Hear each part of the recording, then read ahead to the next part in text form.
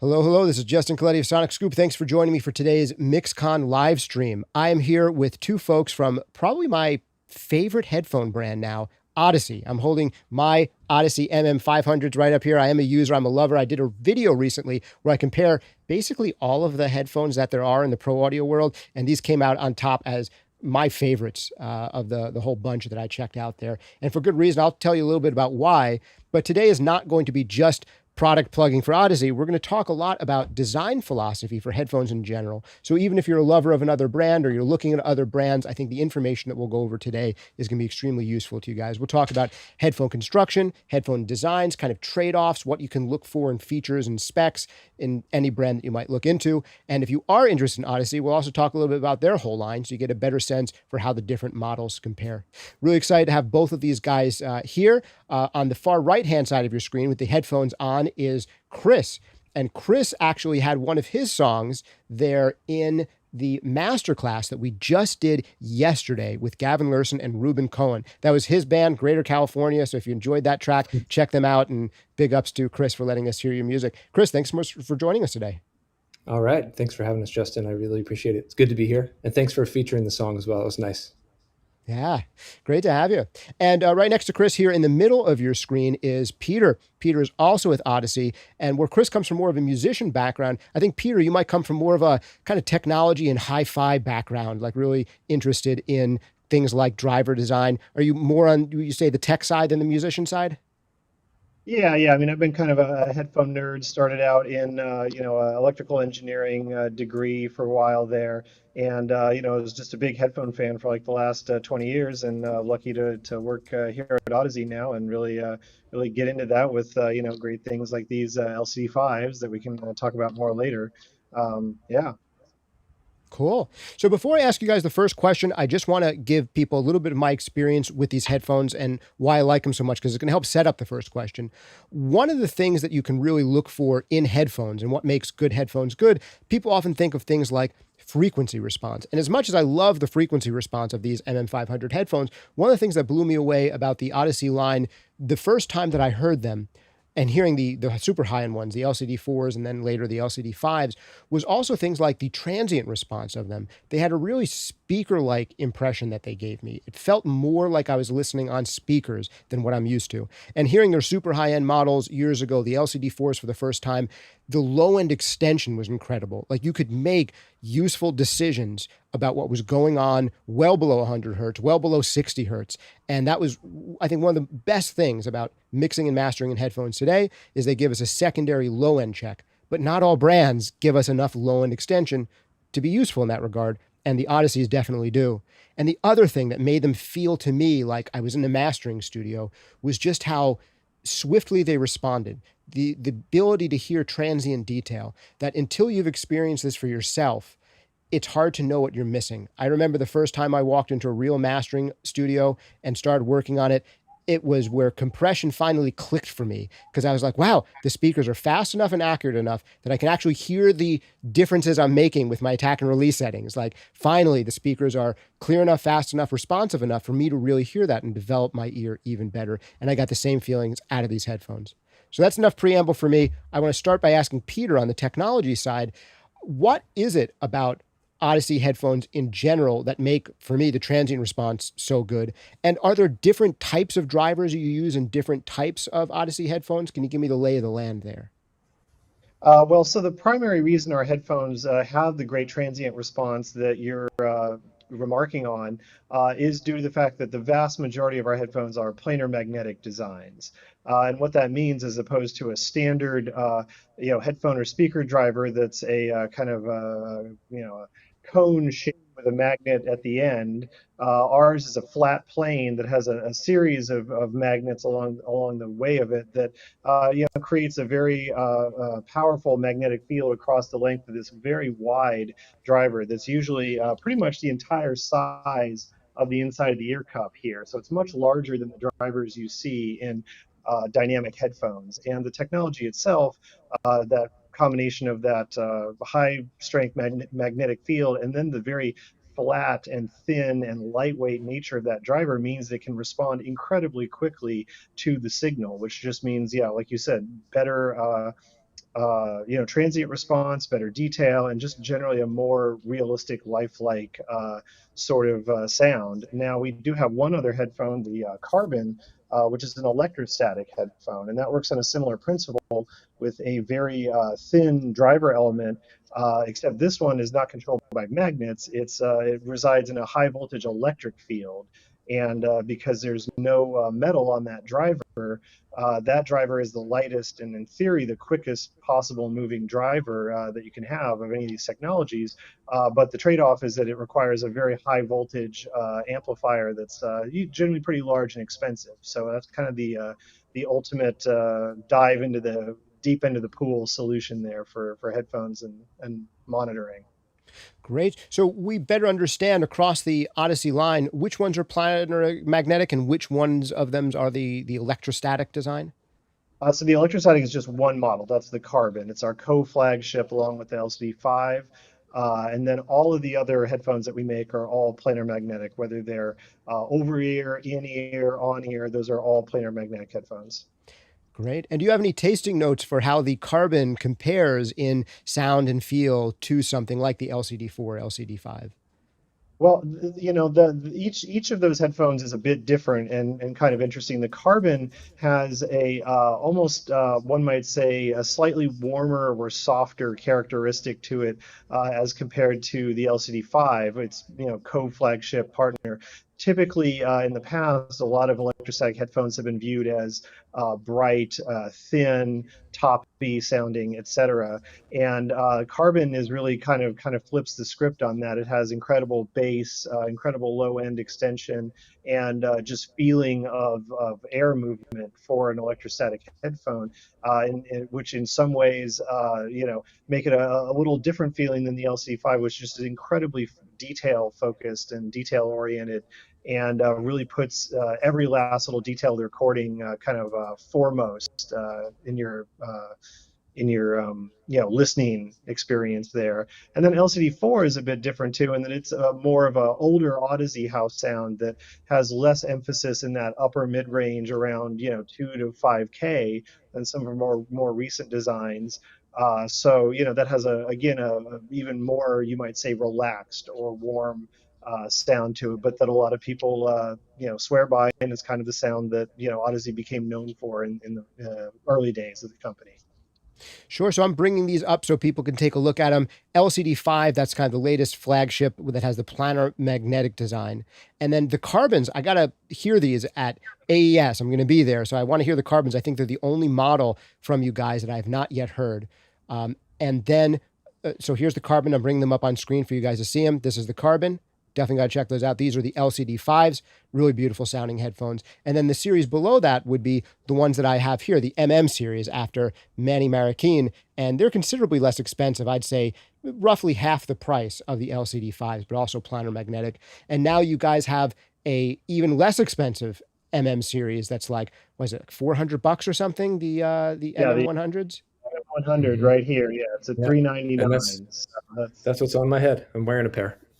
Nice. All right. I'll put Chris up here on the screen so he can model them for you. There they are. All right.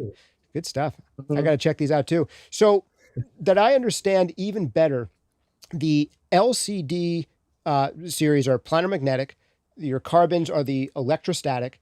Is there one other type of headphone that we haven't mentioned that are more customary for people? Because I don't think electrostatic is the normal approach either. So what would you call the conventional drivers that most of us have been familiar with for the past 30, 40 or more years? Well, those are the dynamic drivers that I mentioned earlier that, generally look like the drivers on your monitors there in the background, just, smaller and sized to fit inside a headphone. That's what's in 99.9% of, all the headphones and earphones out there on the market. Sure. Are there any possible advantages to a dynamic moving coil kind of headphone design, or do you think they're really being outmoded and replaced by planar magnetic? That really depends on, that kind of gets down to a point of personal preference. I think there are certain design parameters that if you can optimize a dynamic driver for, but often that can be as a trade-off or at the expense of other characteristics. So like for instance of that would be the larger you make a dynamic driver, the greater the bass extension in the low end can be, but also it generally makes that driver heavier and slower to move. So that can tend to lower the resolution. So, there are a lot of trade-offs involved in dynamic driver engineering to decide, well, what am I trying to maximize and how do I do that with minimizing trade-offs and then factor in the cost, especially if you're trying to keep the cost down. Those engineering trade-offs can kind of come back and bite you a little bit. Yeah, to me, that's the main thing. Mm. Is it's a cost saving thing. Because they're easy and cheap to make, and easy and cheap to buy. In fact, most headphone manufacturers don't make their own drivers. They buy them off the shelf from other people who make drivers for a living. And that's kind of where we set a new bar as well. As we make all the drivers for our headphones in our facility in Southern California. Wow. Now, Chris, can you give us a sense, for being a musician yourself and someone who's deep on the production side of things, what are some of the considerations for picking the right headphones for you, assuming that you're kind of biased in favor of things like the planar magnetic and the electrostatic designs? There are so many different ones from Audeze that go from $400 to almost $4,000. And price is not the only reason to buy headphones. I mean, Manny, who is one of the top mixers in the world, is mixing on these, the MM500s. Today, we did an interview with him. He actually mixes on these. It's not like he really uses the more expensive LCD5s and just sells a cheaper version. To my understanding, he actually prefers using these. And there's a whole bunch of high-level people, including Gavin Lurson, who we interviewed just yesterday, doing masters at an extremely high level, Grammy-winning stuff, Oscar-winning stuff. And he is, as a reference, using the LCDX, which I believe are even less expensive than the MM500s. So $11.99. So yeah, before we get into your specific criteria for picking them, can you give us a sense of the differences there? I'll bring these up on screen so people can see them, but we start with the least expensive mixing and mastering MM100s. Then there's the LCDX, the MM500s, and then the LCD5s and the carbons higher than that. Can you give us a quick walkthrough of each of those models and what makes them unique compared to others in the range? Yeah. Well, basically every pair of headphones that we make has its own sort of sonic signature or its own voicing. And I like to say that there's an Audeze tree and there are two main branches on that tree. So on one branch, sorry, it's backwards there.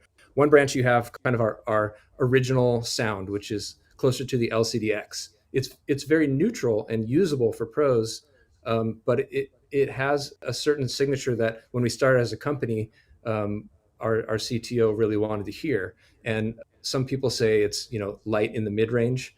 I say it's relaxed, so a little more relaxed in the mid range, around that 2 to 5 kilohertz that Peter mentioned earlier. It's not so much of a dip, but it's just very level, and it's not pushed up in that range at all. And then you have the newer branch over here, which I would say is like the MM500, the LCD5, the Carbon to some extent, and from the in-ear models, we have the Euclids that kind of went in that direction. So that's kind of a newer sound signature that's a little more upper mid-range forward. So the main differences in those two branches are the amount of mid-range that you hear. And then, interesting. Go ahead. Yeah, so then it just becomes a question of your preferences and your associated gear. So depending on what kind of speakers you use, like Manny uses NS10s quite a lot. And I know those are pretty ubiquitous in the recording world. Most studios have a pair of NS10s. Some people love them, find them very useful. Other people's preferences steer towards different flavors. So that's kind of how the headphones go as well. All right. And question here between the MM500 and the MM100, huge price difference here. From my understanding, the way that they kind of spec out, if you look at just a diagram of frequency response, they're actually surprisingly close. I heard a prototype of the MM100s versus the MM500s, and I believe that I think that I heard maybe some differences in that kind of transient response idea, maybe even more so than frequency response. But how do you compare those two models, the almost $1,700 MM500s versus the very affordable $400 MM100s? Yeah, well, most of the cost savings actually came from the fact that we're using materials that are less expensive, easier to deal with, and we're repurposing the headband from our Maxwell gaming headset that we're already making tens of thousands of anyway. So we kind of repurposed some parts. We got some new parts that are less costly to produce, and we made the headphone kind of based around that as far as cost considerations go. The driver technology is very similar in the MM100 and the 500, but of course, since they're made out of different materials and the drivers are a little bit different, you have a different overall sound signature. But the goal was to get as much of the MM500 sound signature into a kind of smaller, slightly lighter, and less costly package as we could. Yeah. And another question for you here, something that we didn't touch on that might be relevant to some people is different types of headphones can sometimes have different power handling. I mean, there's two different factors here. One is the impedance or resistance of the headphones, and higher impedance headphones with greater resistance, they might need a heavier amplifier, one that puts out more power, distortion free. And then the other consideration is the efficiency of the headphone. How much of the energy from a headphone amplifier is actually being used to create sound instead of just movement and heat? So are there any of these headphones that are more suitable for something like a lower powered headphone amp on an interface or a lower powered headphone amp on an iPhone? And are they any of these headphones that you'd really need a super juiced up headphone amp to handle? Yeah, for sure. And most of our headphones in the planar magnetic sphere are very easy to drive. They're for the most part, all the pro ones are pretty low impedance and pretty high on the efficiency, or we say sensitivity, but it's the same essential concept. So there's variations in there, but they're all kind of in a pretty easy to drive range. So LCDX is, you know, very easy to drive from just about anything. You can plug it into any interface. Any headphone jack on a laptop will usually do fine with it. Obviously, there are trade-offs there because the quality of the DAC that's in the computer, the quality of the amplifier itself makes a difference. So things scale up with better quality there. But then when you get up to like LCD5s and the older LCD4s and the LCD3s, which George Massenburg uses, those are definitely, even though they're still low impedance, they're much lower sensitivity as well. So we're talking about, I think, in the range of 100 to 103 dB on the more sensitive side, and then going down to like 90 dB for some of the other ones. So there's a pretty large difference in how much actual volume or gain you get out of it, given the same amount of power. But most of the ones in our pro range, like the ones we've been talking about, other than the LCD5, those are pretty easy to drive, and you can drive them off just about anything. LCD5 is its own unique beast, and it's low impedance, actually lower than some of the other ones we've been talking about. It's about 14 ohms, I believe, versus the 20 ohms of the LCDX. But since the sensitivity is so much lower, it does like a lot more power to get it up to the range of, basically it just sounds more juicy and more full and more alive with more power. Gotcha. And just to hang out on this topic for a second, because I think this is something that a lot of people are maybe aware of, but don't necessarily know the whys behind it. So I'd love to ask you, what are the potential benefits of having a higher impedance, higher resistance design that will require more power? So that's question number one. And what are the benefits of having a lower sensitivity design that also requires more power? Are there any reasons you'd want a design like that instead of something that's easier to drive? Peter, you want to take this one? I'm happy to do it, but Well, so there's a couple things in play there. So, if you go back in time, 30, 40 years, most headphones were what we would today call high impedance, and low impedance headphones were fairly rare. And so most devices had a higher impedance output impedance basically of their headphone jack. And so the headphones were kind of designed around that idea. And I believe if a lot of that was also around minimizing noise. That the higher resistance generally meant that you picked up less noise from various electronics and things in the background.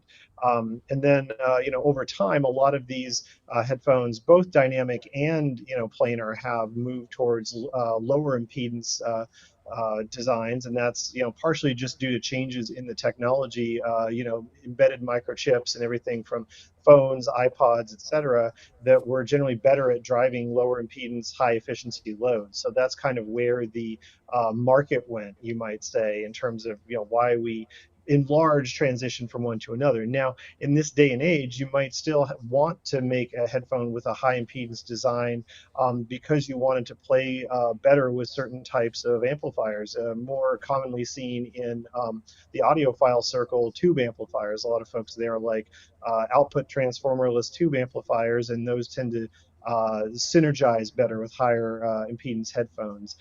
Now, as far as making a low impedance driver, I mean a low efficiency driver rather, well, you wouldn't necessarily make it low efficiency, say, as a design goal. That might be a trade-off that you get from, say, trying to optimize the interaction of the driver and the magnetic field to produce the finest detail possible, which is what happened with our LCD5. It uses a very unique voice coil design on its driver that makes sure the force acting on the driver is as even as it can possibly be across that driver. And a trade-off of that engineering choice is that the headphone just simply takes more power to to get up to volume there. So I don't know you'd necessarily say there's a benefit to lower efficiency so much as you might design for other aspects, and then if that's something you're willing to sacrifice, is essentially the sensitivity, and be willing to use a higher performance amplifier, you can get more out of other aspects of the design. Gotcha. Yeah, I would jump on that and say the benefit to lower efficiency is also lower weight, because it takes more magnets to make a more efficient circuit. So if you want to use fewer magnets, like the LCD5, one of the goals was to make it as light as we could. So we used fewer magnets, and using fewer magnets made the efficiency of the circuit or the sensitivity go down. Yeah, and I think weight is important for your designs, because I was literally, when I was looking for any critique I could possibly make of these headphones, and the only thing I could think of is that they are slightly bigger and heavier than the average of some of the other high-end headphones in its class. But I think the trade-off there was improved performance compared to everything else that I tried out in its price range. Right. And the trade-off that came with was that they're physically, just the ear cups, everything, a little larger, a little heavier. So can you give us a sense for why that is? What are the benefits of having a slightly more massive physical design, and why do that, and what trade-offs are you trying to win on there? Yeah, there's the thing we just touched on, which is more efficient circuit, because you use more magnets, you get more efficiency.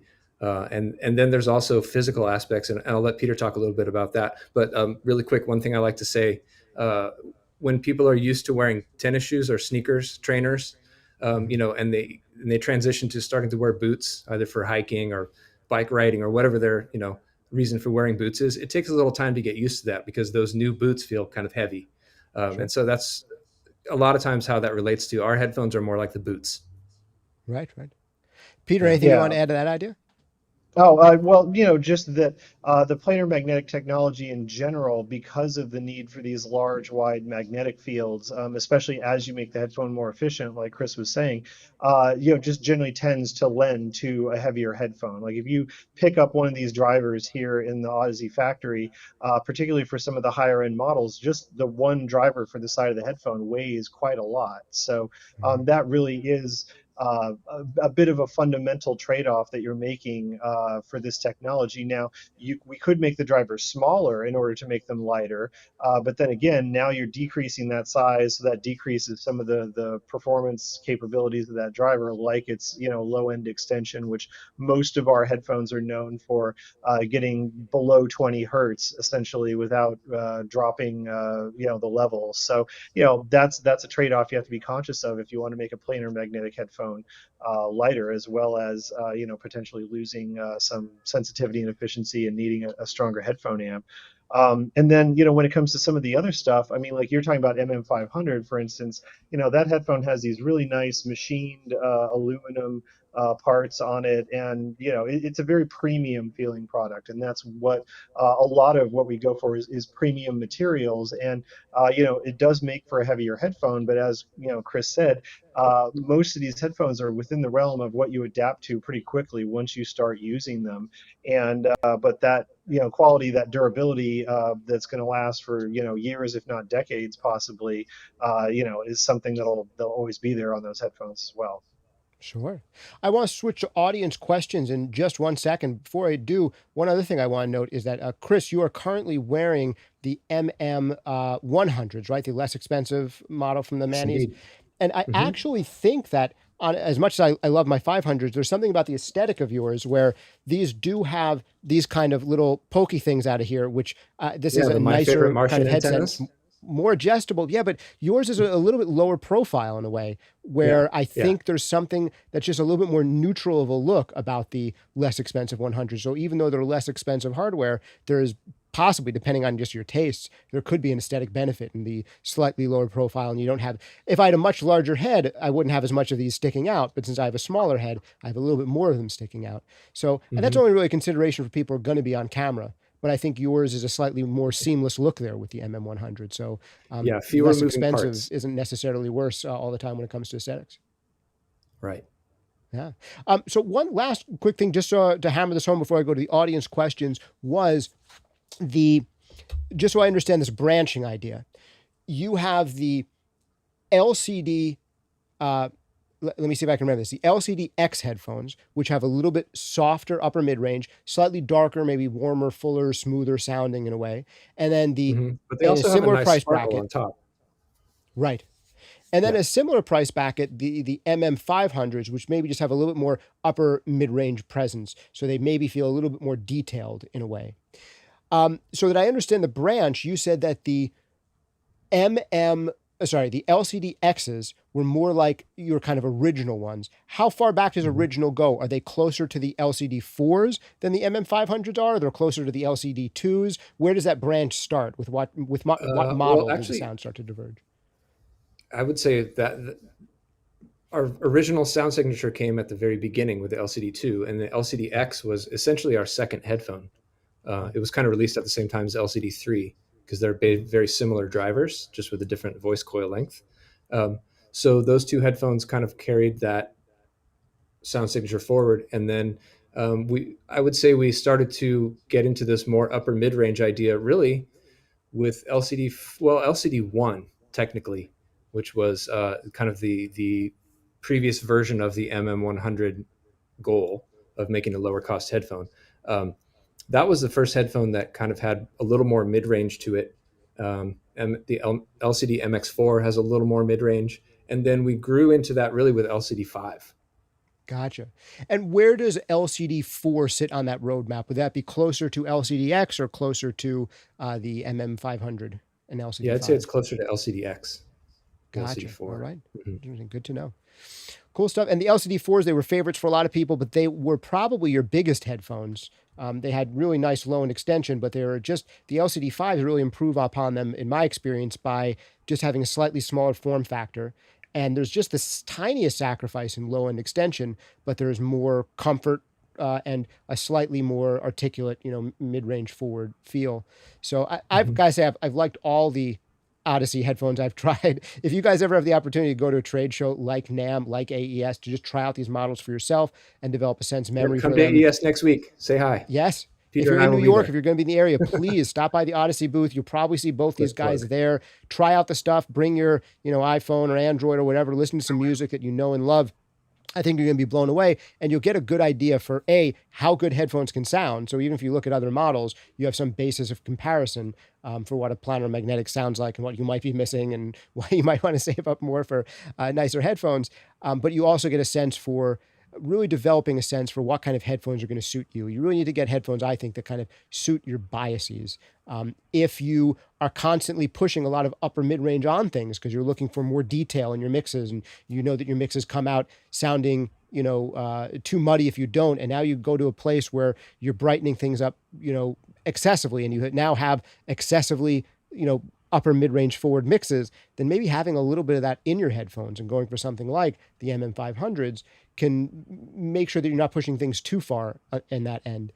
Meanwhile, with the LCDXs, if you tend to mix darker with less upper mid-range in there, then something like the LCDX that's going to give you that darker, smoother sound already can help encourage you to push something back in the slightly brighter direction. So that's something I'm a big believer in, getting headphones that suit your biases and help, complement the biases that you have. Do you have any additional notes, Chris, on what people should think about as far as selecting the right headphones for them for a mixing or mastering situation? Yeah, actually, and just bouncing off what you just said, going back to Michael Brower a couple of years ago, he was using LCD3s for a long time. I think they got broken, they got dropped or whatever, and they got broken. So we kind of talked about what should he upgrade to. He was wanting to upgrade, so he went the LCD5 route, and he really loved them. And then feedback he was getting on some of his mix notes was, I'm adding too much bass, I'm adding too much treble, um, and there's not enough mid range, just by a smidge. So Yeah. he found that to be pretty consistent after having used them for several months. So he said, let's try the the MM500s, and those for him hit the perfect sweet spot. And I just had a conversation with him a few days ago where he said, once again, these are the perfect headphone for me. Like, they just, everything I do comes out perfect. I don't even have to listen to my ATCs. I know it's going to sound great. I can mix entirely on these headphones and send a project off, and I know it's going to come back exactly like it would if I use the speakers. So for him, that was the perfect sweet spot. He needed that little extra push in the mid range, but he didn't, and he liked that there's a little more resonance and rumble in the bass than there is with the LCD5s. Because part of the reason the LCD5s sound a little more light in the bass is because there's not as much resonance in the ear pads. And it's really all about the ear pads in that case. The bass is actually really there. If you put on a song and you have a capable amplifier, you put on a song with a lot of bass to it, it's all going to be there. It's just going to be really tight. So, reduced resonance because the ear pads don't have parallel walls. They don't have as much foam in them because they're sculpted. And the foam and the parallel walls are what create that sort of rumbly, resonant sound that some of the other LCD headphones and the MM500s have a little bit more of. Right. So it I just kind of like a little. becomes a question of, how much do you want? How much do you need? And what's going to make your mixes and masters better? Yeah, that is a good point too. I mean, I like some of the added rumble that you're talking about. It gives you the sensation of the low frequencies and the feeling of listening to speakers. But by the same token, it's not how much you enjoy listening to them as much as it is how does it make your mixes and masters turn out. If at least if we're in the mixing and mastering end of things. If we're in the recording and producing end of things, then maybe it's more about how inspired you are by the sound. But the results are really what we care about in the mixing and mastering end. So that's super important. Now, Ryan Harris has a super chat in here. I want to turn it over to audience questions. You guys have given a great overview of this stuff, but I want to make sure we answer some questions that have come in. Ryan put in a super chat. If anyone wants to jump the line, I will, jump super chats up first because you guys clearly care the most. But after that, we'll hit some questions in the order in which they came in. So Ryan asks, and this kind of piggybacks on the answer you just gave, and I think you've answered some of this question, but maybe we can take one more stab at it. He says, why would people spend more than the cost of the LCDX for mixing or mastering? What do we get for the additional money? I mix and master exclusively with headphones, he says. So for him, he feels like LCDX, this is good enough. Why would I ever need anything better? What am I actually getting by spending more than the $1,100 for LCDX? Why are there even $1,700 and $3,000 headphones out there? Right. Well, it all comes down to those different sound signatures we were talking about. I also like to compare it to singers. So you might have, Ella Fitzgerald, Sarah Vaughan, Billie Holiday, kind of classic jazz singer realm. They all sing great. They're all wonderful artists. They all have unique voices, though, right? Like, you can tell immediately which one is singing. And it's very much like that with our headphone models. Every model kind of has its own voice, and it's voiced that way for a reason. And most of the reason for that is because everyone hears differently. So especially with headphones, when you couple that headphone right to your ear, you hear differently based on how your ears are shaped, what size they are, what size your head is, how big are your ear canals, how resonant are they. All those things play a part in how you hear headphones. And obviously it translates to the speaker world as well, but it's just magnified when you put headphones on, because basically that's all you have. You don't have a room influencing what you hear. You only have the resonance of your ear canal and the shape of your ear and all that stuff. So just to run through the models really quick, the MM series and the LCD5s are kind of similar in that, they have that kind of upper mid-range peak that I was talking about. When you jump to the LCD5 from there, you also get that more tight low end, more bass extension actually goes lower, and more treble extension, it goes higher as well. You also get much faster transient response because the driver is 4 times thinner. So basically, we were talking about this earlier, where the thickness of the diaphragm has a major impact on how fast the transients are. And we have two thicknesses of diaphragm in our LCD and MM series. Most of them are 1.8 microns, which is about the thickness of a white blood cell. Hmm. And then the LCD5 and the LCD4, those have a 0.5 micron diaphragm, which is thinner than the thin side of a red blood cell. So it's 4 times thinner, so you get a lot faster transient response, and you get basically more detail. So in the LCD5 compared to the MM500, which I'll say is the closest comparison to answer Ryan's question, when you step up to that, you get all that extra detail, you get lower bass extension, you get higher treble extension, and you get all those kind of resonances that come from the ear pads reduced. So it kind of almost, I would say, like an MM500 is a mixing headphone if we're just talking one or the other, and mastering guys really like the LCD5 typically. Mm-hmm. Yeah. And just Peter, to jump in there with something, kind of piggybacking off something that Gavin said in yesterday's video was, he was talking about, well, you can mix and master on anything as long as you learn it and you know it. But, Yes. if I can get a great pair of headphones like an LCD-X or an LCD-5 that gives me more information and more knowledge about, what I'm hearing and what there is here, I can make better decisions. And so that would be the thought there, is that with that LCD-5 or, with our older sound signature LCD-4, any of those headphones where you're stepping up to, like Chris said, that ultra thin, we call it nanoscale diaphragm film, you're getting a quicker driver that gives you more information about what is on the record ultimately to make better decisions with. Mm-hmm. Yeah, I totally agree with what you're saying. And there are absolutely people who have learned to mix really well on literally $100 headphones. That said, the more information your headphones give you and the more flat and neutral they are, and the more low end extension they have and the more better transient response they have, the faster and easier it is to learn that system, in my experience. You don't have to do quite as much testing, quite as much tuning yourself to the system, the flatter and the more information you get out of the system. So more expensive systems tend to be easier to learn, not that you can't learn less expensive systems. So don't let that stop you from making great records with, tomato cans, if that's all you have. But, Amen. it just and becomes easier and kind more of- luxurious. Well, and part of what you're talking about there, it's, that's a lot of the inspiration behind the MM100. Yes. Even talking with Manny personally, he wanted to help provide, a more widely available tool that could help people, especially first getting into the world of mixing and mastering, to be able to make those decisions easier and quicker, and essentially learn the game better and faster. And that kind of dates back to his coming up in the business, and he feels like he got some good breaks that helped him get where he ended up being in the business. And so he kind of sees that headphone as like a pay it forward to, here's the best professional tool we can offer you at a price that almost anybody can afford. Yeah. Good stuff. I'll give just one more little tasting note out of my own biased opinion, which is that I've tried pretty much all of these except for the carbon.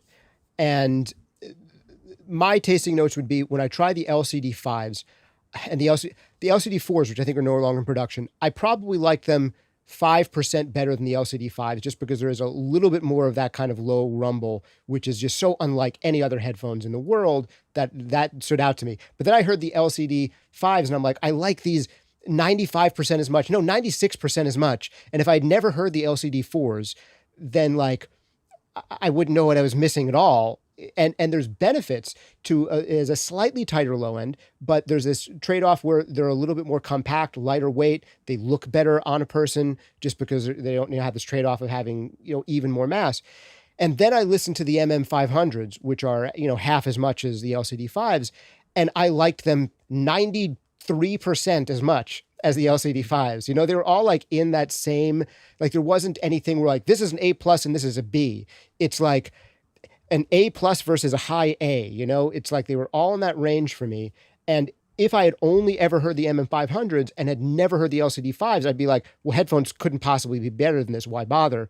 But then I hear the LCD5s and I'm like, oh, I understand why twice as much. I don't know if I could do it. And even me, who I live in audio, I have a reasonably good income. Even me, I'm like, I don't know if I want to spend more than this, even though I like it, 4 or 5% better. But there is that thing for mastering. If you're really serious about mastering at a super high level and you want to just make sure you're making no compromises whatsoever, you do get a little bit better low end and a little bit better transient response out of the fives compared to the MM500s. But for mixing purposes, I mean, yeah, it's hard to get better than any of this stuff. And the LCDXs, again, even though they're less expensive than the MM500, some people absolutely prefer them because they have that difference in sonic profile. And there's so much taste that goes into that equation. And there are definitely people out there, for their purposes, they would rather mix on the LCDXs and have a little bit less of that upper mid-range and maybe even a little bit less transient detail, have them be a little bit more forgiving so that they're not over-analyzing things too much. And maybe that slightly softened transient response to the LCDX could be a benefit for someone who's mixing and doesn't want to get super duper granular in the way a mastering engineer would. So you really got to try the stuff out for yourselves here. But honestly, if you buy any set of Audeze headphones, and I'm not just saying this because you guys have sponsored the channel, they are my new headphone brand. And I would say this whether or not you guys were sponsoring videos for us. I really feel like any headphones you buy from the brand, you would not be upset with them. So that's going to be my shameless plug for you guys. One of the questions that came in early, please go ahead. Yeah, sorry to interrupt, Justin. But one thing I'd like to say to people who have choosing anxiety, they can't get down and demo every pair they want to hear. They're not really sure which one should I buy. My answer is always the same. Buy the one that you think looks the coolest or you think is going to suit you the best, because honestly, you can't go wrong. None of them will not work for you. 90% of the time. Okay, some people prefer other headphones, and that's fine. But like if you're interested in the Audeze sound, just pick the one that you think is going to work best for you, based on your budget, based on your associated gear, based on your tastes. And all you have to do is learn it, just like we already talked about. 100%. And that comes back to getting the same. I was going to say that just comes back to you're getting a lot of the same technology, the same base technology of our planar drivers built here in Orange County, California, in all of these headphones, and they're all within a certain parameter of size of driver and what. So that's why like these guys are saying, every one of these headphones performs at a very high level. And so once you start discussing, we're out here at the end of the diminishing returns curve, to kind of go back to Justin and some of those percentage numbers. So you can't really go wrong with these. Pick the one that suits you the best. And the other aspect of that is all of these headphones, because of the incredibly low distortion planar drivers, do take to EQ very well. Which means that you can take a headphone like an LCD2 and, if you want it to have more of an upper mid-range presence, you can just EQ that in, and then, you're set to go, or, other changes along the way as you might see fit. Good point. If you're going to use something like Can Opener or SonarWorks, headphone correction system, as soon as you apply that to both the LCD-X and the MM500s, they're going to get so much closer to each other still once some of that stuff's accounted for. Speaking, one model we didn't touch on, and I don't think there's technically a model you have in the pro audio world for this, but one of our viewers writes in to ask, do you guys have a closed back version for tracking? Because all these for mixing and mastering. Tell us about that, Chris.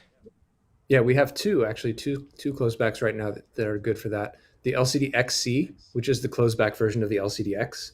And then we have the LCD2 closeback, which is a closeback version of the LCD2 Classic. And they each have their own sound signature. That's the LCD XC.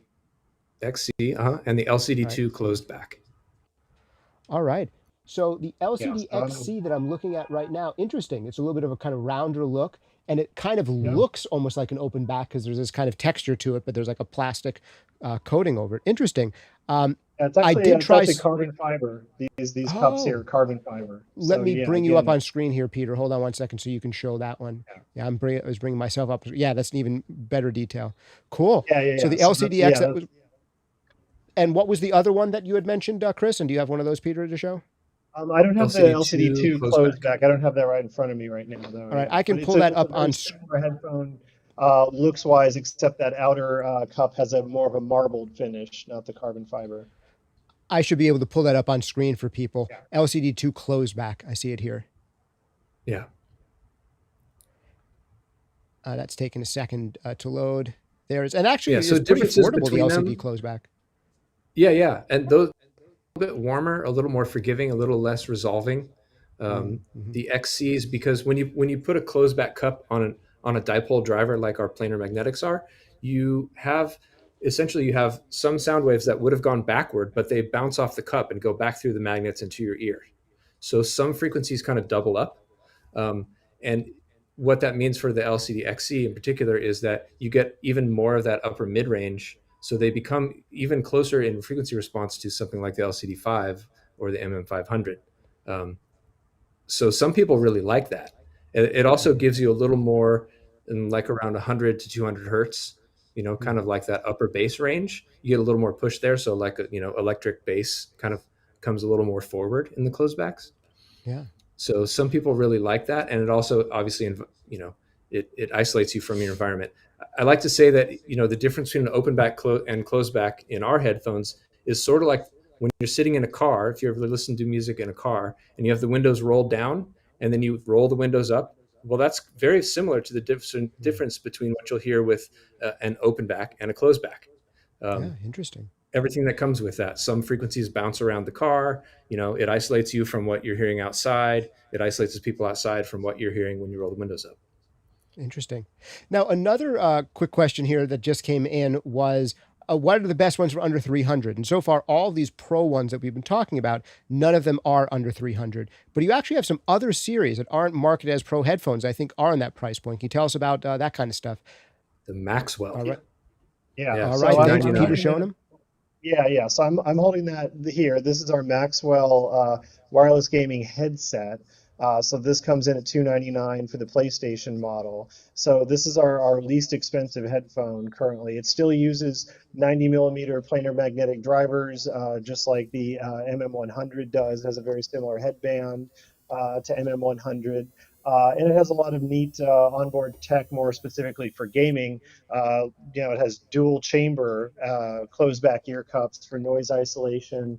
It has our filter noise filtration technology on the microphone, and gaming specific EQ profiles and things of that nature that are built in that you can toggle with these controls here. And it's a wireless headphone, so it works on Bluetooth. It has a wireless high bandwidth, low latency wireless dongle. You can plug in 3.5 aux connection or USB-C. So it's a really highly featured product for $299. Yeah, and still actually for the pro from world, brands. there's one thing for the pro world that we should talk about, and that is you can tune it. It has there's an app that you can tune the EQ. I think it's a 10 band EQ. So you can kind of tailor the frequency response to your liking or your needs. Very cool. And I shouldn't divulge too much because I don't know. It wasn't expressly told to me in confidence, but it was told to me from someone very high up in the company. Let's just say that he thinks it would be fertile ground to take these kinds of headphones and, try to see if we could take some of this technology and bring some closed back from Audeze into the pro audio world. I think that would be exciting if you guys ever wanted to make more affordable closed back headphones with this planar magnetic technology. I think a lot of people would be interested. All right. Things are in the works. Good. So I have not divulged Come too see much. us at AES and we'll spill the tea in person. Oh, all right. I'll see you there. All right. So you guys have been so generous with your time. We're coming up on almost an hour here talking about headphones. You can tell that we are true super nerds because I'm not bored yet after talking about headphones for an hour, and neither are you super nerds who are in there.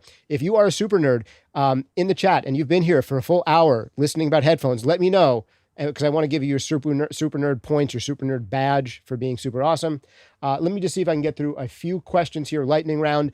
I kind of acted like the audience avatar and just asked a bunch of questions, hopefully mostly of them were the questions that you guys would ask. But let me go through to some of these real quick. Felipe says, I have the MM100s on pre-order, excited for those. Planar magnetic tech has changed the game. Can't wait to get those in. Yeah, let us know how you feel about them once you hear them. Stefan Nordmark was asking about the difference between the LCDX and MM series. I think we covered that pretty well. Alex asks, I have a question. Is there a point after typical use to proactively replace a pair, even if you don't notice anything wrong with them? That is, do headphones degrade gradually in ways that we might not notice? Great question. Peter, do you have any thoughts there? It is a good one. Well, that's an issue that's more noticeable on dynamic headphones. Often the Hmm. surround on that speaker cone can degrade over time, or the speaker cone itself, depending on what sort of material it's made of. I've not personally heard of people proactively replacing their headphones after a certain time, like they're a wear item. I think even with a lot of dynamic headphones, that might be on the scale of 5 to 10 years before you'd be seeing, issues in that respect. But with planar drivers like ours, where they're tensioned in a certain way, and the material doesn't have some of the issues that you might see durability wise with some of those others, that's really not so much of a concern. Good, Yeah, the good. only thing I'd say to add to that is the ear pads will probably need replacing before anything. But on all our headphones, you can replace the ear pads. They're all user replaceable. So basically, the foam inside will degrade over time and compress. So when you have a 5 to 10 year old pair of ear pads, you might lose out on some of the sound benefits of a newer pair. Yeah, All that's a right. good point. And But the ear pads are basically, no reason to that's what replace the whole creates the headphone. room. Yeah. Yeah. But one of the other Yeah. questions I noticed that came in earlier on the same tip is how repairable are they? So, what are the user serviceable parts in these headphones? Are they easy to repair? What would make the headphones no longer repairable? What can you and can't you do with these? Yeah, we can pretty much repair anything in the LCD series. Mhm. Users can replace ear pads, headbands, um, the grills on the outside if that becomes necessary, or the cups. Cables are obviously detachable, so those are easily replaced. And everything else, I guess some of the yokes can be replaced, but there's a Mhm. caveat in there that some of them, you have to have a little bit of skill with the tools, and some of them are quite, firmly glued in place, or held in place. So sometimes they might need to come back to the factory, but we can pretty much refurbish any pair of headphones that we've ever made in the LCD series. All right. Felipe has a super chat here, so I want to ask it. It's a little bit esoteric. I'm not sure if I understand the question, but maybe this will make sense to you guys. He says, I miss the Cipher cable and have EQ parameters saved to the headphone cable itself, so it was Mhm. consistent on every system. Any plans on return? So can you first explain for those people like me who don't know what he's talking about, what is the Cipher cable? And then Yeah, could you Cipher answer that Cable was question? made for Apple's Lightning devices. It was actually the first MFI certified headphone cable ever made. Oh, Um, wow. so we worked with Apple early on, back in the days of EL8 headphones, and we made this. We called it the Cipher Cable, but it basically has a Lightning connector on one end and it connects to the headphones on the other end, and it's an active digital cable that draws some power from the phone, and it had with it a companion EQ app. So you could tune the EQ very much like the Maxwell app that you can, we were talking about the Maxwells earlier, you can tune them the same way. So if Very you want to be good. able to tune, the Maxwell is there, and that gets all baked into the headphone as well. Um, as far as getting more Cipher cable type things, I don't think we're going to be able to. It's the ecosystem is not right for it, and the Right. minimum order quantity on the chips that we would have to buy from Apple is ridiculous. We never would be able to Right. sell them all, especially now that they're moving to USB-C. The market just isn't large enough for it. Yeah, especially with that move, and then Yeah. also with more and more people going wireless for those situations. Yeah, Mm-hmm. so Anything to add we'll there, see Peter? what happens with all that going forward. But like Chris said, Maxwell has that same sort of technology. It has four user EQ slots that you can swap between. And so I think as we move into the future of more digitally amplified headphones, that's definitely a feature that will continue to bring for folks, is the ability to customize their headphones, to their liking. Yeah, and the Maxwell is actually more user friendly in that it's not tied to one device ecosystem. You can use that with any device, and Mhm. Bluetooth or USB C or wired, analog even. Whereas the old Cipher cable, you could only use it with a Lightning equipped Apple device. Mhm. Here's an interesting question from Chase Haggard. He asks, what are your thoughts on the Slate VSX system? I've been enjoying them since getting them about a month ago or so. And I want to expand on this question. For those who don't know, the Slate VSX not only have some type of, correct, they give you basically a pair of headphones that are relatively inexpensive. It's a $300 system, Closeback. And then there's EQ that's applied to them to make them flatter. And then you have the ability to model rooms. So instead of having each headphone speaker be completely separated. They introduce crosstalk and the impression of a room. And Slate isn't the only one doing this. For software solutions, Plugin Alliance has a Dear VR monitor. Waves has something similar. SonarWorks has added to this kind of virtual mixing spaces. So a question for you here, two parts. One part is, in a world of EQ correction, why buy nicer headphones? Isn't frequency response all that matters? Can't I just get any pair of $100 headphones, have them be corrected? So that's question number two. Question number one. And then question number two is, do you think there's any benefit to these virtual room things for headphones? So, Chris, I'm going to punt this one to you. I see you shaking your head vociferously. Why can't I just buy any $50 pair of headphones and then EQ correct them? It should all be the same. Because frequency response is only one piece of the very large puzzle. There's a lot more that goes on in a good headphone than just frequency response. And one of the advantages of our headphones is that they take to EQ really well, just like Peter said earlier.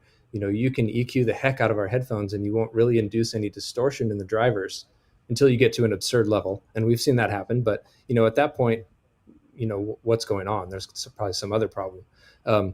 But in essence, frequency response is just a tiny piece of that puzzle. And the systems that try to equalize frequency response, like we actually have our own plugin called Reveal Plus that does that, where we've tried to level the playing field in essence, so that the idea being that, say you mix a record and you're using LCD-Xs, and then you send that to be mastered, and the mastering engineer is using LCD-5s.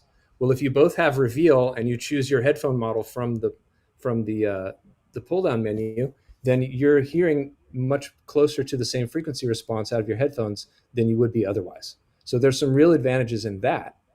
And whether we do it or somebody else does it, then it becomes a question of the taste of the person who set up the DSP. And you can do your own EQ as well. You can just pop an EQ plugin on your master bus and turn it on when you use the headphones and turn it off when you don't. And that's a very easy solution. But also in Reveal, and also with some of these other ones you're talking about, the spatialization aspect, where there's simulating rooms, there's simulating speakers within those rooms. Reveal Plus has a bunch of those too. We worked with this company called Embody to do that, and Embody also has the Immerse plugin, which is AAX, so it's Pro Tools specific, and they do plugins for gaming and other aspects of that, where they actually go and they measure these rooms, they measure the speakers in the room, and then they've gone back with the artist who runs the room, like say Carlos de la Garza's room is in there. So they measured some of his speakers in his mix room, and then they tailor the EQ and the spatialization of that, and they send it to Carlos, and Carlos approves it, or he says, no, we need to make some tweaks. Either way, but by the time it's released, it's approved by the artist. So there's a really interesting aspect to that, and you can click through and find the rooms that kind of resonate with you. It's one of those things that most people that I talk to, and myself as well, I turn it on for some of the time toward the end, but most of the time it's not active. It helps you get a better sense. It's almost like the car test, where you used to put it on a cassette and take it out to your car and listen to it in the car. Now you just probably put it on your phone and take your phone out, or you broadcast straight to your car from your mixing desk, however it works out. But it's essentially the same thing. You're just hearing it in a different environment that way, but you get to do that without leaving your mix chair. Yeah. And just to piggyback one other thing off of that, which is that all of these headphone virtualization room systems, they do give you this sense of a different space or a different feel for what you're listening to. But because of the processing involved, they can basically lose some of that intimacy and some of that immediate detail and transient response that you get from really good headphones. So that's part of why, in my experience, like Chris said, I wouldn't necessarily leave that room virtualization turned on all the time. It's something I might use as a check here and there, but I would generally want, if I'm using the headphones, that straight, pure, exacting detail and response from the headphone that the virtualization systems all tend to blunt slightly, at least. Yeah. Well, guys, this is so great. I've been going through the questions here, and pretty much all of them have been answered. Some people are asking questions we've already answered. Do you need a headphone amp for these? No. Are they repairable? Yes. So I think we've really addressed almost all of the questions that have come in through here. I want to leave it here so that we can get out of this call in under an hour. Thank you guys so much for being part of this. It has been wonderful to have you here. Wonderful to have you guys in the chats. I've been reading the chats, and even if I didn't read your question out loud as it came in, they've been informing the questions that I've been asking, just as an extension of the conversation. So I really appreciate the action in there. And like I said, I've been reading through them all, and I've tried to pick out the most unique ones from there. Thanks for being part of this live stream. I hope to see you in the next one. Go over to mix-con.com where you can RSVP for additional MixCon masterclasses. And please, if you haven't yet, check out the awesome masterclass from Gavin Lurson and Ruben Cohen that came out just yesterday, sponsored by Audeze. Thanks again for hanging out with me. This has been Justin Colletti here with Chris and Peter of Audeze. See you next time. Thanks, Justin. Thanks, everybody.